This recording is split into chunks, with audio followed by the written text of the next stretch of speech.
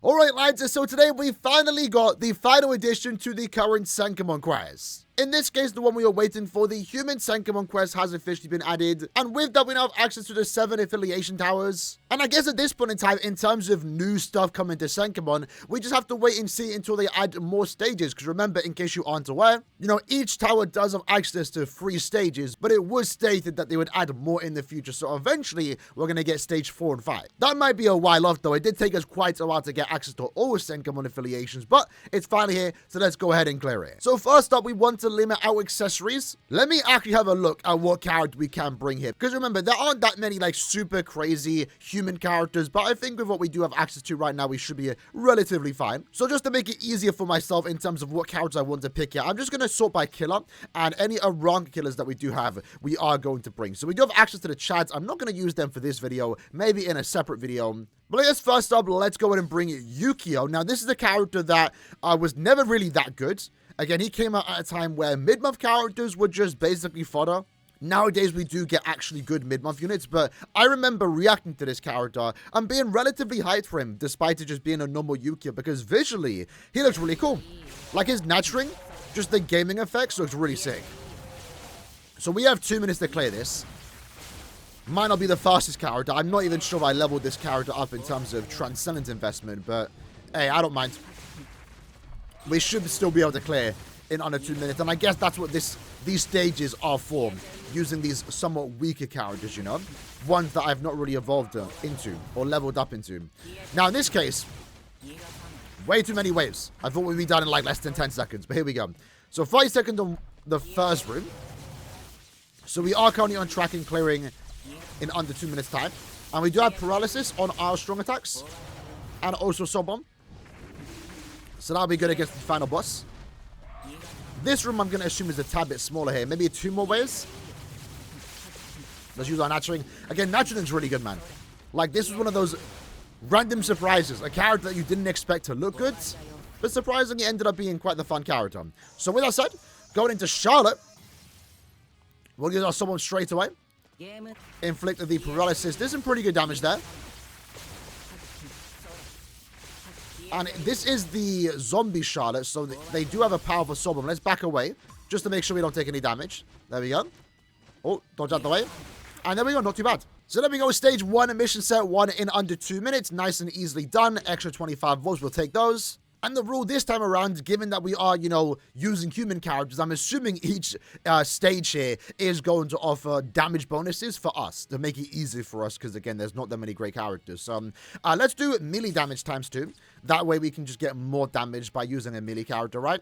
In that case, who do I want to use? Let's go ahead and use Giriko. I definitely have him worked on in terms of at least SP level 10. Let's make sure to take off one of the accessories. We'll just take off one of those. And you're going to have those character sets just to make this a lot more smooth. To make it a lot more faster in terms of setting up our characters. There we go. So Giriko, damage output should be decent here.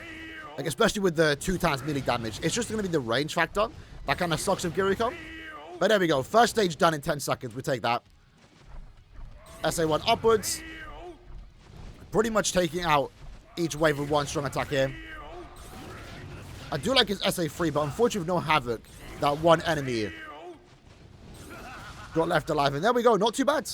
Pretty easy on the second stage with the damage buffs. That's what is going to make this tower not so hard, even if you don't have like the best human collection. So it's back out the way. We do have the barriers anyway. SA3, and then hopefully finish up with the SA1. So there we go, 35 seconds. We're getting even faster now. Pretty easy, again, with the damage multipliers that we do get there. The 2 times melee damage does make it a lot easier. And then now it's potentially going to be even more easy, because now we're getting the player killer effect times 5. So in this case, what I'm going to do is use Chad. 1, because he's a mind character, but with his resurrection, he also did get, like, what, Frenzy +2 and, like, a lot of damage. Now, I've not worked on him. He only has 1,000 extra focus, but that should be fine. So let's just go with this, and then we can keep the exact links that we are using.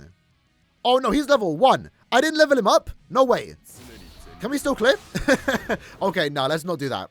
I did not know I kept him at level 1. I guess in this case, let's go ahead and use Uryu instead because he's actually max level.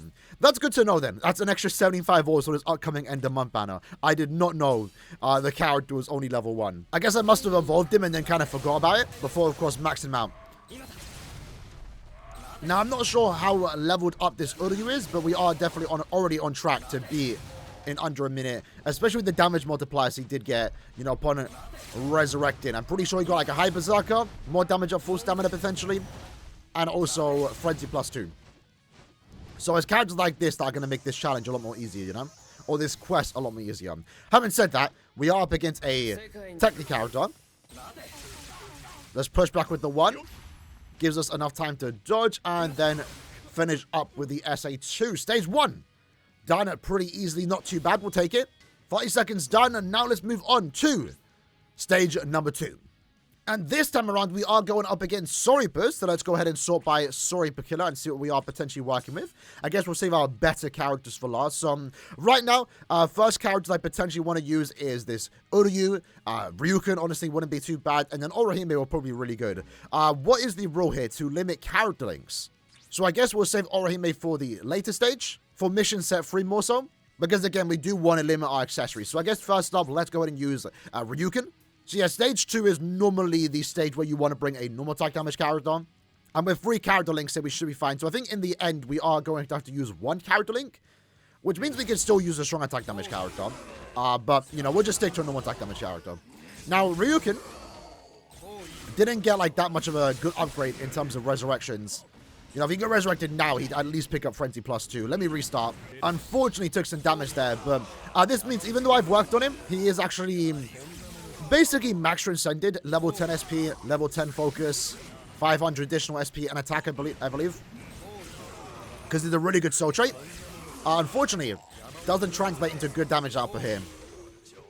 Since we are going to get a lot of speed characters, but also again, he only has like Frenzy 1. And this SA2, not that good for damage.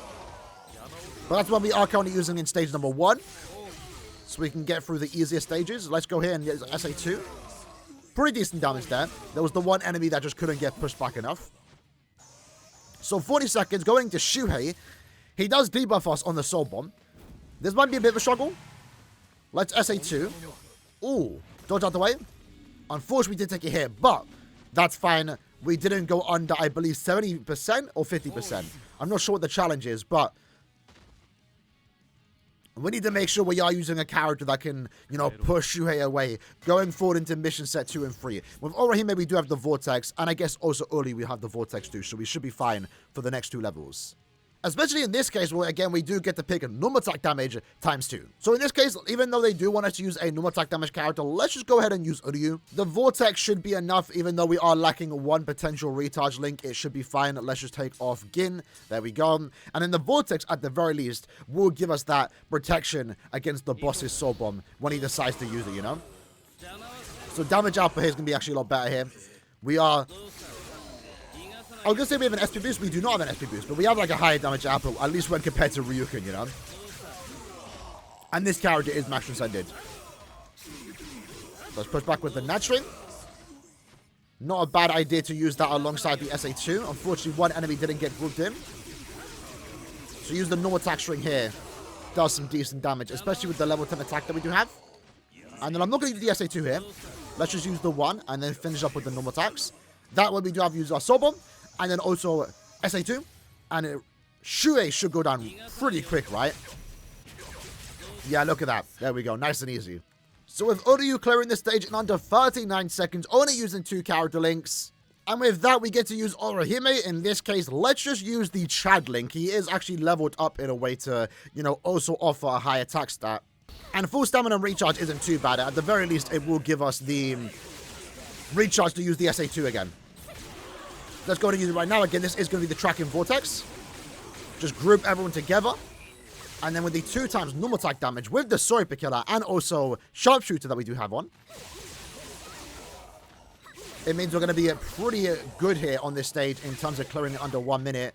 In fact, we might even clear too fast that I don't get to use the SA2 Team Boost again or Vortex. Because going into Shuhei, we can probably just use our SA1 to push back.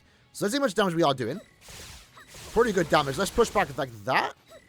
Flash step out the way. We did take a hit, but not too much of a hit. So we're not under the HP threshold to fail the quest. And then I guess we'll just use a couple normal attacks. There we go. Take down Shui without even the need of using that SA2 boost and also Vortex. That, ironically, is one of the few times I've seen that impose. That's crazy. But there we go. Not too bad. Under 1 minute, only using one character link. Now all we have left to do is stage number 3. And in this case, we are up against Hollows. So let's see what characters we can use here. So we have the Ruruka. I guess we're going to save her for last. We have Orihime. We also have this Uryu. I guess I want to use Orihime in this case. I'm in an Orihime mood right now. She right now is the last of the Karakura gang that we are waiting to get a new character.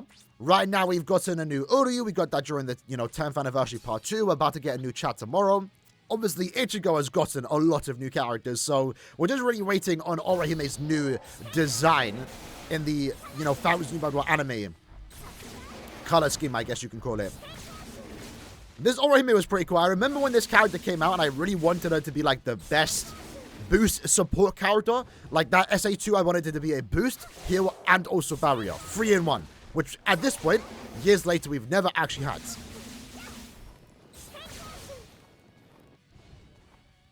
Now, unfortunately, I did get burnt, but we can get back up to full stamina with that SA2.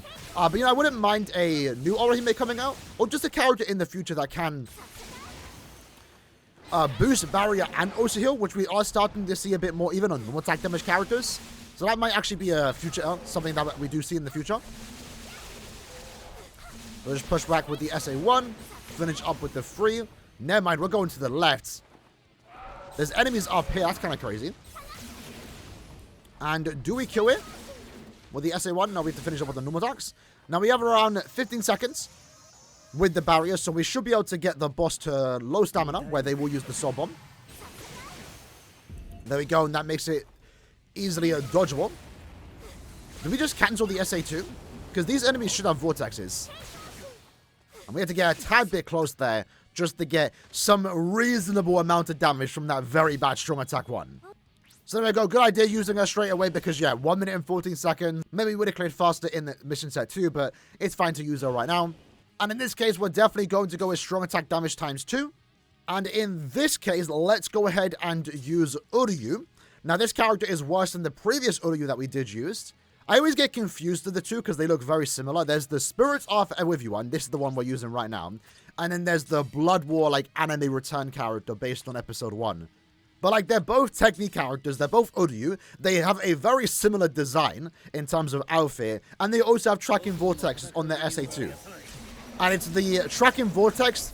No, this one just has a normal vortex. It's actually not even tracking. It's worse. But I kind of prefer this one's vortex. Not vortex, but visuals. Because it's Uryu paired with Roka's strings. So that's why you get, the yellow effect in this character's normal attack string. And just attacks in general. Which I think makes him look actually pretty cool for what is otherwise a base Uryu. So I didn't dislike this character when he came out. He was a decent character to kickstart the Safui collaboration. Even if he wasn't the most exciting. Now, unfortunately, we took a hit here. Does that ruin the run? It does. We need to restart. Alright, let's be a tad bit more safe this time around. I should probably use the SA2 to destroy the traps here. There we go.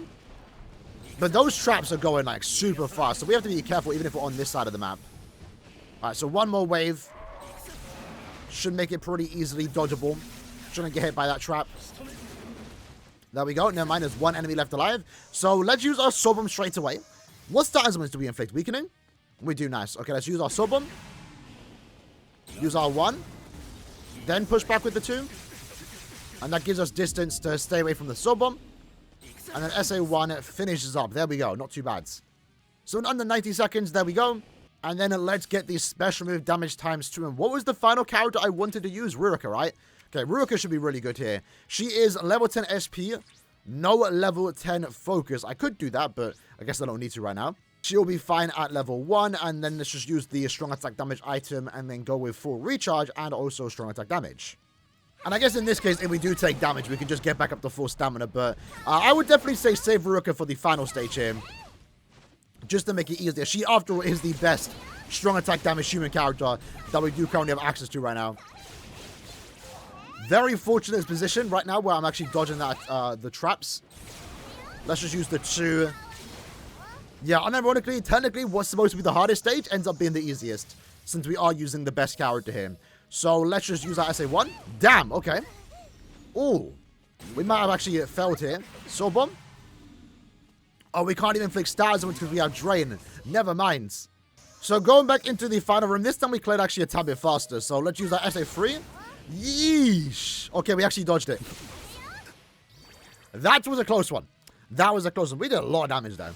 Didn't even get to use my summon, but there we go.